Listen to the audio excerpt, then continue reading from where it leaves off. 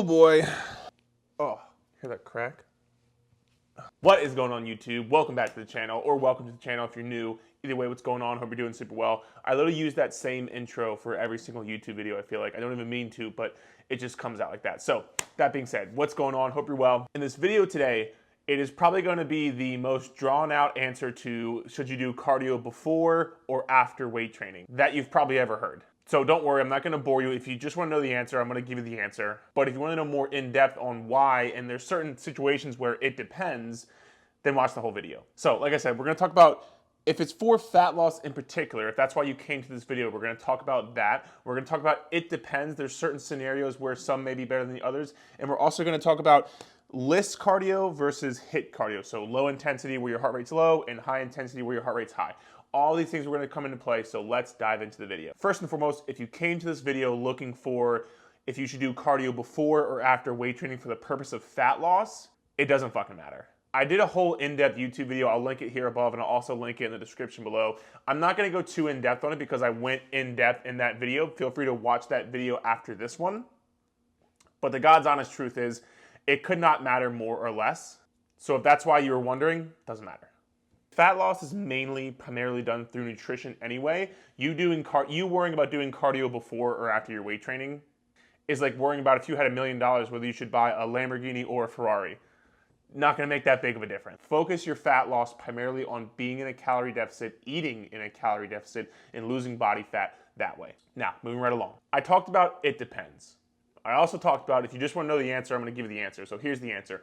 Normally, I would say do cardio after your weight training session. That is when I would suggest you do your cardio. So if that's all you want to know, feel free to exit the video now. You can get up and leave. It's like if I was giving a speech, or if somebody was giving like a speech or a keynote, somebody got their answer, they just like walked up and left in the middle of the speech. Like if you want to be that person, feel free to go ahead. I don't mind that much, honestly. But if you want to know more in depth as to why, and also like I said, there's certain scenarios where it may come into play, then stick around, we can keep going. So it depends on a few things. Number one, I would say the reason I say do cardio after weight training is because your weight training program should be the bulk, should be the primary priority in your exercise program. So you want to make sure you have all of your effort, all of your energy, all of your focus available for the most important part of this journey. That's like saying if your car's engine was about to die, but you were worried about tinting the windows. It's like you're not even focusing on the main thing, but you want to tint your windows. Like your car is not about to run, let alone fucking have cool tinted windows. So that's why I say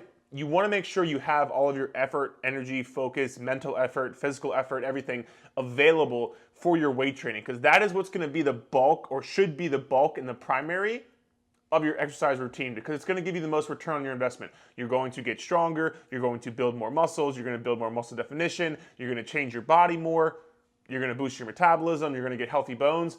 All the great things that come along with weight training. You want to make sure that you have the most energy and effort you possibly can to put forth towards that weight training session. Because again, the only way to change your body is something called progressively overloading. Basically what this means is you're putting a stress on your body great enough for your body to change. Because if your body doesn't have if your body does not have a stress great enough that it has to adapt to, it's not going to build more defined shoulders. It's not going to build stronger muscles because it doesn't have to change. Your body wants to stay at homeostasis. It doesn't want to change. It doesn't want to lose fat. It doesn't want to build muscle. It doesn't want to look shredded. You want that, not your body. So what you have to do is put a stress great enough on your body. Your body has to adapt to it to change and build stronger muscles, build more defined muscles, everything we just said. So if you're going into this workout, if you're already gassed from cardio, if you're already spent, like you've already used your energy, you've already used your mental effort, you've already pushed yourself, and then you try to go do weights, you're not going to lift anywhere close to your maximum load, which as far as changing your body, you have to lift within, I'd say 1 to 3 reps close to proximity to failure. So let's say, for example, you're doing a set of 10 reps. You have to get done that set of 10 reps and say, I maybe could have done 1, 2, or 3 more max, maybe, with as much weight as you possibly can. And if you're not doing that, more than likely you're not providing a stress great enough for your body to adapt to it, so your body's not going to change. And that's because you're already spent from the cardio you did pre-workout, which is going to diminish your performance. It also comes into play as far as form, because again, weightlifting is you have to have the right form, you got to work the right muscles, like things have to happen, right? It's a lot more it's a lot more intense and it's a lot more specific than just doing cardio on the treadmill or doing cardio on a bike or something like that. You have to make sure everything's kind of in line, all your ducks in a row. If you do cardio pre-workout and you try to go do weights, if you do 20, 30, 40 minutes of cardio and try to go do weights, your form is probably going to be diminished, which again, not only does that lead to possible injury because you're so gassed from doing the cardio, when you go into your weights, you're not able to brace your core correctly. You're already tired from the cardio, so your form and your effort is going to suffer, which can lead to possible injury because, again, weightlifting is more specific than just cardio. You have to make sure everything's in a row, so you can lead to injury. But not only that, it's also, like I just talked about, it's going to lead to sub-maximal results because you're not able to put forth the energy you need to put forth to provide that stress great enough for your body to adapt to. So that's primarily why I say doing cardio after your weight training session is the most beneficial because, number one, you're going to be able to make sure you keep the most energy, effort, mental effort, and put it towards the strength training routine, which is going to provide you the greatest return on your investment being your time in the gym. And also on top of that, to make sure you don't get injured and make sure you use the right muscles and stay healthy. Because again, let's be honest, if you get injured, you're not going to work out anyway. So then you're not going to be doing anything. So those are the main reasons why. But I will say this, because I do think as far as going into the type of cardio, I do think the type of cardio matters. So for example, LISS and HIIT, low intensity steady state cardio or high intensity interval training cardio.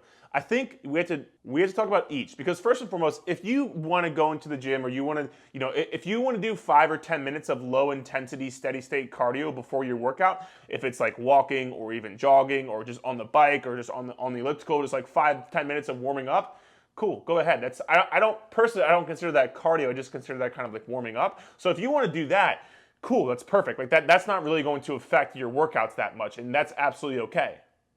And again, also keep in mind, I really wouldn't push it past that 5 or 10 minute mark because again, once you push past that 5 or 10 minute mark, then you run the risk of kind of like risking what we talked about earlier with the decreased performance, decreased form, increased risk of injury, decreased maximal results, and so on. So I really wouldn't push it past the 10-minute mark. But again, if you want to do 5 or 10 minutes of some light cardio, just like not getting your heart rate super high, then I would say, yeah, go for it, not a problem at all. On the other hand, if you're looking to do some like kind of HIIT cardio before your strength training routine, I wouldn't normally recommend that because that requires a lot of mental energy, a lot of physical energy, a lot of emotional energy. Your heart rate gets very, very, very high. And so all that combined, you're using a ton of effort, a ton of energy. You're not going to be able to put forth all of your energy you possibly could into your strength training routine, again, like we mentioned earlier. So any kind of like HIIT cardio or where your heart rate gets very, very high, I would not do that before your workout. I would definitely save that for after your workout. And again, if you're doing LISS cardio where your heart rate stays low and you're either just walking or jogging or something like that, your heart rate doesn't get very high,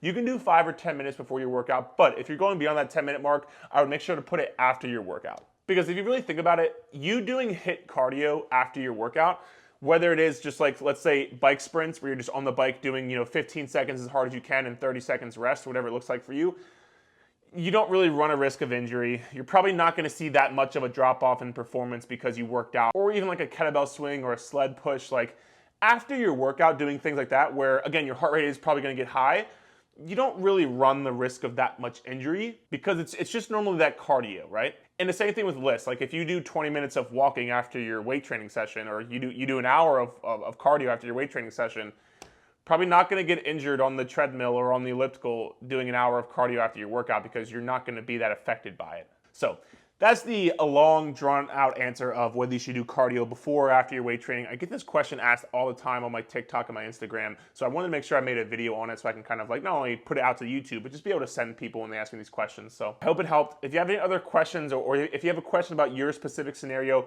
feel free to drop a comment below. Ask me. I don't mind answering. And other than that, thank you for watching. If you've watched this far, if you didn't leave mid-seminar, I appreciate you, and we'll talk soon. Thanks.